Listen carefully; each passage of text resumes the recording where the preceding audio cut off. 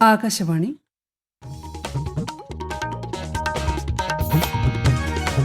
നമസ്കാരം. പ്രാദേശിക വാർത്തകൾ വായിക്കുന്നത് ലിൻസ സിറാജ്.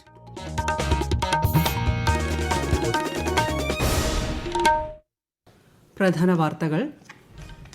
ശാസ്ത്ര സാങ്കേതിക മേഖലകളിലെ മികവിനുള്ള 2025 രാഷ്ട്രീയ വിഗ്യാൻ പുരസ്കാരങ്ങൾ പ്രഖ്യാപിച്ചു. മലയാളികളടക്കം 8 പേർക്ക് വിഗ്യാൻ ശ്രീ പുരസ്കാരം. പ്രധാനമന്ത്രി നരേന്ദ്രമോദിയുടെ പ്രതിമാസ റേഡിയോ പ്രഭാഷണ പരിപാടി മൻ കി ബാത്ത് നാളെ. കേന്ദ്ര ക്ഷേമ വികസന പദ്ധതി ആനുകൂല്യങ്ങൾ മത്സ്യത്തൊഴിലാളികൾക്കും കർഷകർക്കും ലഭിക്കുന്നതായി ഉറപ്പാക്കുമെന്ന് കേന്ദ്ര സഹമന്ത്രി ജോർജ് കുര്യൻ. സംസ്ഥാനത്ത് ശക്തമായ മഴ തുടരുമെന്ന് കേന്ദ്ര കാലാവസ്ഥാ വകുപ്പ്. കണ്ണൂർ, കാസർഗോഡ് ജില്ലകളിൽ മഞ്ഞ ജാഗ്രത. കേരള, കർണാടക, ലക്ഷദ്വീപ് തീരങ്ങളിൽ മത്സ്യബന്ധനത്തിന് വിലക്ക്. സംസ്ഥാന സ്കൂൾ കായികമേളയിൽ തിരുവനന്തപുരം ജില്ല മുന്നേറ്റം തുടരുന്നു. നീന്തൽ ഇനങ്ങളിൽ തിരുവനന്തപുരത്തിന് കിരീടം. ഓസ്ട്രേലിയക്കെതിരായ അവസാന ഏകദിനത്തിൽ ഇന്ത്യയ്ക്ക് ജയം. വാർത്തകൾ വിശദമായി. ശാസ്ത്ര സാങ്കേതിക മേഖലകളിലെ മികവിനുള്ള 2025 രാഷ്ട്രീയ വിഗ്യാൻ പുരസ്കാരങ്ങൾ പ്രഖ്യാപിച്ചു. അന്തരിച്ച പ്രമുഖ ശാസ്ത്രജ്ഞൻ ജയന്ത് വിഷ്ണു നാർലിക്കർക്കാണ് വിഗ്യാൻ രത്ന പുരസ്കാരം. മലയാളികളടക്കം 8 പേർ വിഗ്യാൻ ശ്രീ പുരസ്കാരവും 14 പേർ വിഗ്യാൻ യുവ പുരസ്കാരവും നേടി. CSIR അരോമ മിഷനാണ് വിഗ്യാൻ ടീം അവാർഡ്. ബഹിരാകാശ സാങ്കേതിക വിദ്യാ വിഭാഗത്തിൽ VSSC പ്രോജക്ട് ഡയറക്ടറും മലയാളിയുമായ N ജയന് വിഗ്യാൻ ശ്രീ പുരസ്കാരം ലഭിച്ചു. പ്രതിമാസ റേഡിയോ പ്രഭാഷണ പരിപാടിയായ മൻ കി ബാത്തിലൂടെ പ്രധാനമന്ത്രി നരേന്ദ്രമോദി നാളെ രാവിലെ 11 ജനങ്ങളുമായി ആശയങ്ങൾ പങ്കുവയ്ക്കും. പരിപാടിയുടെ 127ാം പതിപ്പാണിത്. ആകാശവാണിയുടെ എല്ലാ നിലയങ്ങളും ദൂരദർശനും മൻ കി ബാത്ത് പ്രക്ഷേപണം ചെയ്യും. മത്സ്യമേഖലയുമായി ബന്ധപ്പെട്ട ക്ഷേമ വികസന പദ്ധതികൾക്ക് കീഴിലെ ആനുകൂല്യങ്ങൾ മത്സ്യത്തൊഴിലാളികൾക്കും കർഷകർക്കും ലഭിക്കുന്നതായി ഉറപ്പാക്കുമെന്ന് കേന്ദ്ര ഫിഷറീസ് സഹമന്ത്രി ജോർജ് കുര്യൻ. ഇൻഷുറൻസ് പരിരക്ഷയും മറ്റ് ക്ഷേമ ആനുകൂല്യങ്ങളും ലഭിക്കുന്നതിന് ദേശീയ മത്സ്യബന്ധന വികസന പദ്ധതി NFDP-യിൽ രജിസ്റ്റർ ചെയ്യാൻ മത്സ്യത്തൊഴിലാളികൾ ഉൾപ്പെടെയുള്ളവരോട് അദ്ദേഹം ആഹ്വാനം ചെയ്തു. മേഖലയിൽ കേന്ദ്ര സർക്കാർ നയങ്ങൾ നടപ്പാക്കുന്നതിൽ കേരള സർക്കാരിന്റെ പൂർണ്ണ സഹകരണത്തെ മന്ത്രി അഭിനന്ദിച്ചു. തൃശൂരിൽ ഫിഷറീസ് പ്രചാരണ പരിപാടിയിൽ സംസാരിക്കുകയായിരുന്നു അദ്ദേഹം. നമ്മൾ വളരണ ഓരോ കുടുംബത്തിന്റെയും ഓരോ വ്യക്തിയുടെയും വരുമാനം വർദ്ധിപ്പിക്കുക എന്നുള്ളതാണ് ലക്ഷ്യം. അതുപോലെ തന്നെ ഓരോ സ്കീമുകളും ഞാനിവിടെ പറഞ്ഞ ഒത്തിരി സ്കീമുകളുണ്ട്. ഇവിടെ പ്രസംഗിച്ചവർ 2 പേരും പറഞ്ഞു, ഉദ്യോഗസ്ഥർ പറഞ്ഞു. ആ സ്കീമുകളെല്ലാം നമ്മൾ ഉപയോഗപ്പെടുത്തണം. അങ്ങനെ കുടുംബത്തിന്റെ പണ്ട് പറയുമായിരുന്നു, ജനങ്ങൾ പണിയെടുത്തിട്ട് രാജ്യത്തിന്റെ സ്വത്ത് വർദ്ധിപ്പിക്കണം. ഇപ്പോഴത്തെ സംവിധാനം അനുസരിച്ച് രാജ്യത്തിന് സ്വത്തുണ്ട്. ഓരോ കുടുംബത്തിന്റെയും സ്വത്ത്, ഓരോ വ്യക്തിയുടെയും വരുമാനം അത് വർദ്ധിപ്പിക്കണം.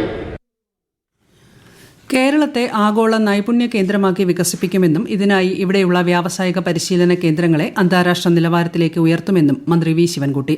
ദേശീയ, സംസ്ഥാന തലത്തിൽ പുരസ്കാരങ്ങൾ നേടിയ അധ്യാപകരെയും വിദ്യാർത്ഥികളെയും അനുമോദിക്കുന്നതിനായി വ്യാവസായിക പരിശീലന വകുപ്പ് തിരുവനന്തപുരത്ത് സംഘടിപ്പിച്ച മെറിറ്റോറിയ 2025 ഉദ്ഘാടനം ചെയ്യുകയായിരുന്നു മന്ത്രി. അതിവേഗം വളരുന്ന വ്യാവസായിക മേഖലയിൽ അക്കാദമിക പരിജ്ഞാനത്തോടൊപ്പം സാങ്കേതിക വിദ്യ അടിസ്ഥാനമാക്കിയുള്ള തൊഴിൽ പരിശീലനവും അനിവാര്യമാണെന്ന് മന്ത്രി പറഞ്ഞു. ജനകീയ ടൂറിസം പരിപാടികളിലൂടെ പ്രാദേശിക തൊഴിലവസരങ്ങളും വരുമാനവും സൃഷ്ടിക്കുന്നതിൽ വിനോദസഞ്ചാര മേഖല സുപ്രധാന പങ്ക് വഹിക്കുന്നതായി മന്ത്രി PA മുഹമ്മദ് റിയാസ്. ടൂറിസം മേഖലയുടെ ഭാവി വികസനത്തെക്കുറിച്ച് ഇടുക്കിയിൽ നടന്ന വിഷൻ 2031 ലോകം കൊതിക്കും കേരളം സെമിനാറിനെ അഭിസംബോധന ചെയ്യുകയായിരുന്നു അദ്ദേഹം. കോവിഡിന് ശേഷം ഓരോ വർഷവും കേരളത്തിലെത്തുന്ന വിനോദസഞ്ചാരികളുടെ എണ്ണത്തിൽ വൻ വർധനയുണ്ടായതായും അദ്ദേഹം പറഞ്ഞു. 2021 1,91,00,000 വിനോദസഞ്ചാരികൾ കേരളം സന്ദർശിച്ചു. 2023 അത് 2,24,00,000 വളർന്നു എന്ന സന്തോഷ വിവരം നിങ്ങളോട് പങ്കുവെക്കുകയാണ്. 2024 2,29,00,000 2025 ആദ്യ 6 മാസത്തെ ട്രെൻഡ് ഈ വർഷവും റെക്കോർഡിന്റെ സൂചനകളാണ് നൽകുന്നത്. ടൂറിസത്തിൽ നിന്നുമുള്ള വരുമാനം 45,053 കോടി രൂപയിലെത്തിയതും റെക്കോർഡ് നേട്ടമായി. മെസ്സി ഉൾപ്പെടുന്ന അർജന്റീന ഫുട്ബോൾ ടീം നവംബറിൽ കേരളത്തിലേക്ക് വരില്ലെന്ന് സ്പോൺസർമാർ. ഫിഫ അനുമതി ലഭിക്കാനുള്ള കാലതാമസമാണ് ഇതിന് കാരണമായി പറയുന്നത്. അനുമതി ലഭിച്ചാൽ അടുത്ത വിൻഡോയിൽ കേരളത്തിലെത്തുമെന്ന് അർജന്റീന ഫുട്ബോൾ അസോസിയേഷൻ വ്യക്തമാക്കിയതായും സ്പോൺസർമാർ അറിയിച്ചു. അർജന്റീന ടീമിനെ കേരളത്തിലെത്തിക്കാനുള്ള ക്രമീകരണങ്ങൾ വേഗത്തിൽ പൂർത്തിയാക്കാൻ നടപടി സ്വീകരിച്ചിരുന്നതായി കായിക മന്ത്രി വി അബ്ദുറഹ്മാൻ പറഞ്ഞു.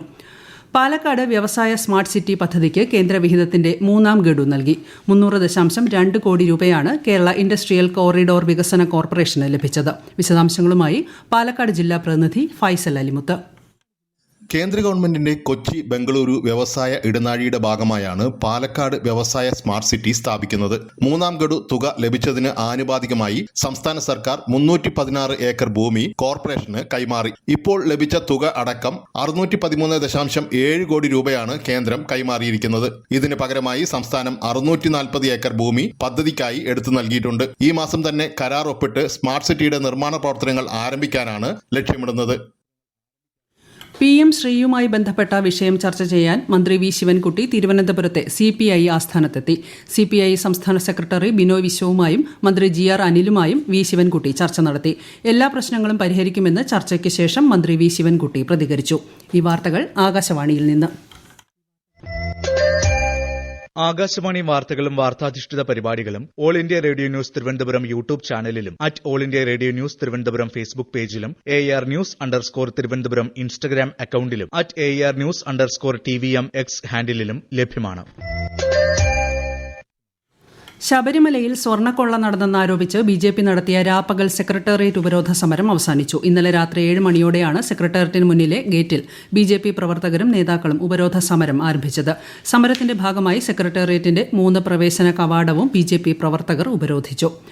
പത്തനംതിട്ട ജില്ലയിൽ പോക്സോ കേസുകൾ വർദ്ധിക്കുന്നതായി കണക്കുകൾ. ഈ വർഷം ഓഗസ്റ്റ് വരെ രജിസ്റ്റർ ചെയ്തത് 190 കേസുകൾ. വിശദാംശങ്ങളുമായി ആകാശവാണി പത്തനംതിട്ട ജില്ലാ പ്രതിനിധി ശ്രീജി S. ശ്രീധർ.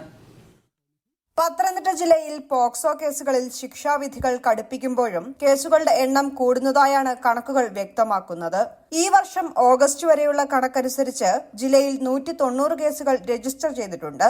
പെൺകുട്ടികൾ മാത്രമല്ല ആൺകുട്ടികളും അതിജീവകർ ആകുന്നു എന്നത് എടുത്തുപറയേണ്ട കാര്യമാണ്. സ്കൂളുകളിൽ കൌൺസിലിംഗിലൂടെയും മറ്റുമാണ് പലപ്പോഴും ഇത്തരം വിവരങ്ങൾ പുറത്തറിയുന്നത്. കഴിഞ്ഞ വർഷം 178 കേസുകളായിരുന്നു റിപ്പോർട്ട് ചെയ്തിരുന്നത്. സംസ്ഥാനത്ത് ശക്തമായ മഴയും കാറ്റും തുടരുമെന്ന് കേന്ദ്ര കാലാവസ്ഥാ വകുപ്പ്. തെക്കൻ ജില്ലകളിൽ പുലർച്ചെ കനത്ത മഴ അനുഭവപ്പെട്ടു. കണ്ണൂർ, കാസർഗോഡ് ജില്ലകളിൽ മഞ്ഞ ജാഗ്രതാ നിർദ്ദേശം നൽകി. നാളെ 6 ജില്ലകളിൽ മഞ്ഞ ജാഗ്രതയാണ്. മോശം കാലാവസ്ഥ കണക്കിലെടുത്ത് കേരള തീരത്ത് ചൊവ്വാഴ്ച വരെയും ലക്ഷദ്വീപ്, കർണാടക തീരങ്ങളിൽ ഈ മാസം 28 വരെയും മത്സ്യബന്ധനത്തിന് വിലക്കേർപ്പെടുത്തി. കനത്ത മഴയെ തുടർന്ന് ജലനിരപ്പ് ഉയർന്ന സാഹചര്യത്തിൽ നെയ്യാർ ഡാമിന്റെ 4 ഷട്ടറുകളും ഉയർത്തി. ഡാമിന്റെ സമീപ പ്രദേശങ്ങളിൽ താമസിക്കുന്നവർ ജാഗ്രത പാലിക്കണമെന്ന് തിരുവനന്തപുരം ജില്ലാ കളക്ടർ അറിയിച്ചു. ജലനിരപ്പ് ഉയർന്ന സാഹചര്യത്തിൽ സംസ്ഥാനത്തെ വിവിധ നദികളിൽ ജലസേചന വകുപ്പ് പ്രളയ സാധ്യതാ മുന്നറിയിപ്പ് നൽകി. ജനങ്ങൾ ജാഗ്രത പാലിക്കണമെന്നും നദികളിൽ ഇറങ്ങാനോ നദി മുറിച്ചു കടക്കാനോ പാടില്ലെന്നും മുന്നറിയിപ്പുണ്ട്. ഇടുക്കിയിലെ ഉൾനാടൻ വിനോദസഞ്ചാര കേന്ദ്രങ്ങളിൽ സഞ്ചാരികൾക്ക് ഏറെ പ്രിയപ്പെട്ട പ്രദേശമാണ് സേനാപതി പഞ്ചായത്തിലെ പ്ലെയിൻ പാറ. വിമാനച്ചിറകിന്റെ ആകൃതിയിലുള്ള ഉയർന്ന പാറപ്പുറത്തു നിന്നുള്ള കാഴ്ചകളാണ് സഞ്ചാരികളെ ഇവിടേക്ക് ആകർഷിക്കുന്നത്. വിശദാംശങ്ങളുമായി ആകാശവാണി ഇടുക്കി ജില്ലാ പ്രതിനിധി രതീഷ് കൃഷ്ണ. മലയോരത്തിന്റെ മണ്ണിൽ മല കയറിയാൽ പിന്നെ മനോഹര കാഴ്ചകളാണ്. വിനോദസഞ്ചാരികൾ എത്തുന്നതും വിനോദസഞ്ചാരത്തിന്റെ സാധ്യതകളും നിലനിൽക്കുന്ന നിരവധി പ്രദേശങ്ങളാണുള്ളത്. അത്തരത്തിൽ ആരെയും ആകർഷിക്കുന്ന കാഴ്ചയുടെ വിസ്മയമായ ഒരു ലോകമാണ് ഇടുക്കി സേനാപതി പഞ്ചായത്തിലെ പ്ലെയിൻ പാറ. 2 ചിറകുകൾ ഉണ്ടായിരുന്ന പാറയുടെ ഒരു ഭാഗം അടർന്നു വീണെങ്കിലും ആകാശക്കാഴ്ചയുടെ വിസ്മയം പകർന്നു നൽകി പ്ലെയിൻ പാറ ഉയർന്നു നിൽക്കുകയാണ്. വളരെ എളുപ്പത്തിൽ മുകളിൽ കയറാം. വീശിയടിക്കുന്ന കാറ്റുള്ളപ്പോൾ നീണ്ടു നിൽക്കുന്ന പാറയുടെ അറ്റത്തേക്കെത്തിയാൽ നമ്മൾ ആകാശത്തിലൂടെ പറക്കുകയാണെന്ന് തോന്നും. പ്ലെയിൻ പാറയിലേക്ക് ടാറിങ് നടത്തിയ നല്ല റോഡും ഉണ്ട്. അതുകൊണ്ട് തന്നെ നിരവധി സഞ്ചാരികളാണ് ഇവിടേക്ക് എത്തുന്നത്. എന്നാൽ വേണ്ട സുരക്ഷാ സംവിധാനങ്ങളുടെ അഭാവം ഇവിടെയുമുണ്ട്. സംസ്ഥാന സ്കൂൾ കായികമേളയിൽ തിരുവനന്തപുരം ജില്ല മുന്നേറ്റം തുടരുന്നു. 1457 പോയിന്റുമായാണ് ആതിഥേയർ 1ാം സ്ഥാനത്ത് തുടരുന്നത്. തൃശൂർ 2ാമതും കണ്ണൂർ 3ാമതുമാണ്. ഗെയിംസിൽ 396 ഇനങ്ങൾ പൂർത്തിയായപ്പോൾ തിരുവനന്തപുരം 1ാം സ്ഥാനത്തും തുടരുകയാണ്. അത്ലറ്റിക്സിൽ 44 ഇനങ്ങൾ പൂർത്തിയായപ്പോൾ പാലക്കാടാണ് മുന്നിൽ. സംസ്ഥാന സ്കൂൾ കായികമേളയുടെ നീന്തൽ ഇനങ്ങളിൽ തിരുവനന്തപുരത്തിന് ഓവറോൾ ചാമ്പ്യൻഷിപ്പ്. നിലവിലെ ചാമ്പ്യന്മാരായ തിരുവനന്തപുരം 73 സ്വർണവും 63 വെള്ളിയും 46 വെങ്കലവുമായി 649 പോയിന്റോടെയാണ് 1ാം സ്ഥാനം നിലനിർത്തിയത്. തൃശൂർ 2ാമതും എറണാകുളം 3ാം സ്ഥാനത്തുമാണ്. ഓസ്ട്രേലിയക്കെതിരായ അവസാന ഏകദിനത്തിൽ ഇന്ത്യയ്ക്ക് 9 വിക്കറ്റ് ജയം. സിഡ്നിയിൽ നടന്ന മത്സരത്തിൽ ഇന്ത്യയ്ക്കായി രോഹിത് ശർമ്മ സെഞ്ചുറിയും വിരാട് കോഹ്ലി അർദ്ധ സെഞ്ചുറിയും നേടി. ടോസ് നേടി ആദ്യം ബാറ്റ് ചെയ്ത ഓസ്ട്രേലിയ 47ാം ഓവറിൽ 236 റൺസിന് എല്ലാവരും പുറത്തായി. ഇന്ത്യ 39ാം ഓവറിൽ ലക്ഷ്യത്തിലെത്തി. ആദ്യ 2 മത്സരങ്ങൾ ജയിച്ച ഓസ്ട്രേലിയ നേരത്തെ പരമ്പര സ്വന്തമാക്കിയിരുന്നു. പ്രധാന വാർത്തകൾ വീണ്ടും. ശാസ്ത്ര സാങ്കേതിക മേഖലകളിലെ മികവിനുള്ള 2025 രാഷ്ട്രീയ വിഗ്യാൻ പുരസ്കാരങ്ങൾ പ്രഖ്യാപിച്ചു. മലയാളികളടക്കം 8 പേർക്ക് വിഗ്യാൻ ശ്രീ പുരസ്കാരം. പ്രധാനമന്ത്രി നരേന്ദ്രമോദിയുടെ പ്രതിമാസ റേഡിയോ പ്രഭാഷണ പരിപാടി മൻ കി ബാത് നാളെ. കേന്ദ്ര ക്ഷേമ വികസന പദ്ധതി ആനുകൂല്യങ്ങൾ മത്സ്യത്തൊഴിലാളികൾക്കും കർഷകർക്കും ലഭിക്കുന്നതായി ഉറപ്പാക്കുമെന്ന് കേന്ദ്ര സഹമന്ത്രി ജോർജ് കുര്യൻ. സംസ്ഥാനത്ത് ശക്തമായ മഴ തുടരുമെന്ന് കേന്ദ്ര കാലാവസ്ഥാ വകുപ്പ്. കണ്ണൂർ, കാസർഗോഡ് ജില്ലകളിൽ മഞ്ഞ ജാഗ്രത. കേരള, കർണാടക, ലക്ഷദ്വീപ് തീരങ്ങളിൽ മത്സ്യബന്ധനത്തിന് വിലക്ക്. സംസ്ഥാന സ്കൂൾ കായികമേളയിൽ തിരുവനന്തപുരം ജില്ല മുന്നേറ്റം തുടരുന്നു. നീന്തൽ ഇനങ്ങളിൽ തിരുവനന്തപുരത്തിന് കിരീടം. ഓസ്ട്രേലിയക്കെതിരായ അവസാന ഏകദിനത്തിൽ ഇന്ത്യയ്ക്ക് ജയം. വാർത്തകൾ കഴിഞ്ഞു. അടുത്ത വാർത്താ പ്രക്ഷേപണം രാത്രി 7:25.